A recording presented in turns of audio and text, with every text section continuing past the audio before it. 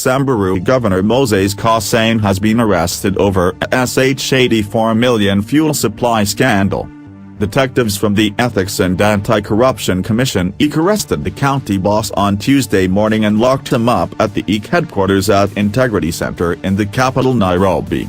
They pounced on him in a raid carried out on his city home at the crack of dawn, bundled him into a car and sped off to the nerve center of anti-corruption fight in Kenya. The arrest comes hours after Kenya's chief public prosecutor ordered the prosecution of the top brass of Samburu County government over the scandal.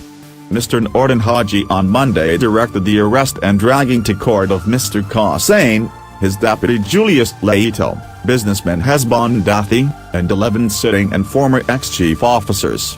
The other suspects are Stephen Letinina County Secretary, Daniel Lenolkulal Chief Officer Finance, Josephine Lenasalia former Chief Officer, Environment, Ruben Lamania Chief Officer Department of Agriculture, Linus Lanning former Chief Officer Education and Paul Lomingane Chief Officer Transport.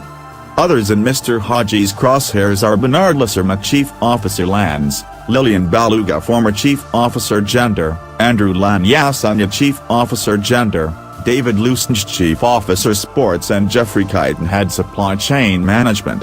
The 14 suspects are linked to Sh84.7 million fuel supply scandal in which Oryx service station, owned by Mr. Lenolkulal and Mr. Dathi, was given a tender to supply the county government against the law. They will face charges of conspiracy to commit an economic crime, abuse of office and conflict of interest.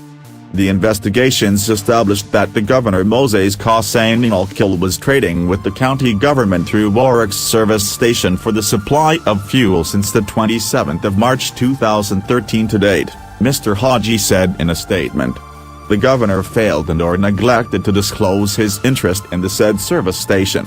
It is clear that the governor engaged in conduct that is expressly prohibited in law and in clear violation of the constitutional principles governing the conduct of public and state officers.